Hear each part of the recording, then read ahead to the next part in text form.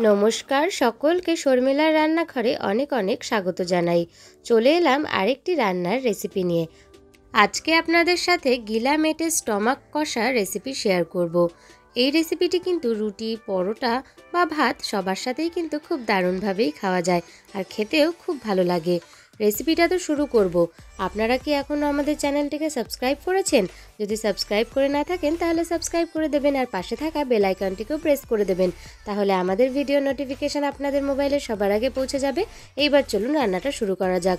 প্রথমেই গলা, মেটে, স্টমাক এইগুলোকে ভালো করে পরিষ্কার করে ধুয়ে নেওয়া হয়েছে। এরপর মশলার জন্য এখানে লাগছে পেঁয়াজ কুচি, রসুন, কাঁচা লঙ্কা, আদা, টমেটো। এই সব কিছুর একটা পেস্ট তৈরি করে নেব। আমরা এর আগেও আপনাদের সাথে চিকেনের নানা রকম আইটেম কিন্তু শেয়ার করেছি। আপনারা যদি দেখে না থাকেন তাহলে আমি লিঙ্কটা ডেসক্রিপশন বক্সে দিয়ে দেবো, আপনারা চাইলে চেক করতে পারেন। আর মশলাটা পেস্ট করার সময় একটুখানি জল দিয়ে দিয়েছি, তারপরেই মশলাটা পেস্ট করে নিয়েছি। এবার ওই গিলা, মেটে, স্টমাকগুলোকে ম্যারিনেট করে নেব। তার জন্য টক দই দিয়ে দিয়েছি আর তার মধ্যে ওই বাটা মশলাটা দিয়ে দিতে হবে। এরপর এর মধ্যে দিয়ে দিতে হবে স্বাদ অনুযায়ী নুন, পরিমাণ মতন হলুদ গুঁড়ো আর একটু সর্ষের তেল। এইবার এটা ভালো করে ম্যারিনেট করে রেখে দিতে হবে ওই আধ ঘন্টার জন্য। মাংস ম্যারিনেট করে রাখলে মাংসটা কিন্তু তাড়াতাড়ি সেদ্ধও হয়ে যায় আর খেতেও কিন্তু খুব সুস্বাদু হয়। আধ ঘন্টা ম্যারিনেট করা থাক, এরপরেই রান্নাটা শুরু করব।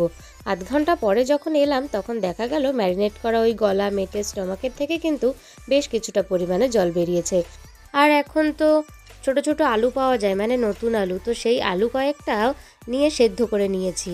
এরপর কড়াইতে সর্ষের তেল গরম করে তাতে গোটা জিরে, গোটা গরম মশলা আর ওই বাটা মশলাটা দিয়ে ভালো করে মশলাটাকে কিন্তু কষিয়ে নিতে হবে।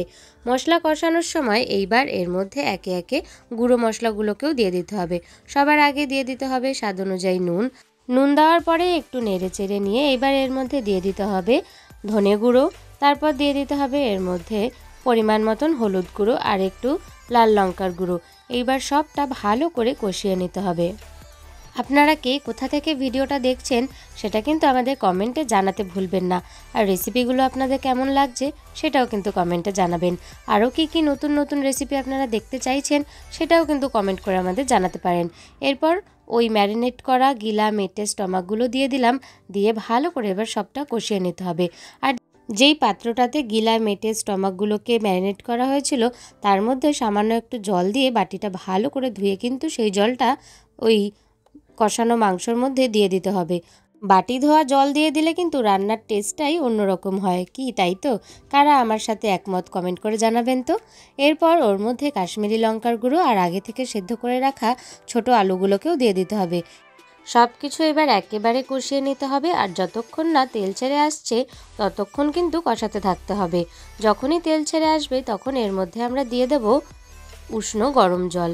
আপনারা তো জানেনই আমরা আমাদের প্রত্যেকটি রান্নাতেই কিন্তু উষ্ণ গরম জলই ব্যবহার করে থাকি। কষানো কিন্তু হয়ে গেছে আর তেল ছেড়েও এসেছে। এইবার এর মধ্যে উষ্ণ গরম জল দিয়ে দিতে হবে। একেবারে পুরো জলটা কিন্তু দিয়ে দেবেন না, প্রথমে অল্প একটু দিয়ে ভালো করে একটু নেড়ে চেড়ে তারপরে পুরো জলটা দিয়ে নেবেন। এরপরে এর মধ্যে বাড়িতে বানানো গরম মশলা দিয়ে দেব। এরপরে কিছুক্ষণের জন্য ঢাকা দিয়ে রেখে দিতে হবে।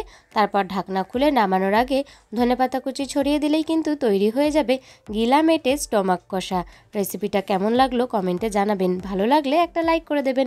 আর যদি ভিডিওটা আপনারা ফেসবুক পেজে দেখে থাকেন তাহলে ফেসবুক পেজটাকে ফলো করতে ভুলবেন না। আর আমাদের ইউটিউব চ্যানেলটাকেও কিন্তু সাবস্ক্রাইব করে দেবেন। আবারও চলে আসবো অন্য কোনো রান্নার রেসিপি নিয়ে। আজ তাহলে আসি, ধন্যবাদ সকলকে ভিডিওটি দেখার জন্য।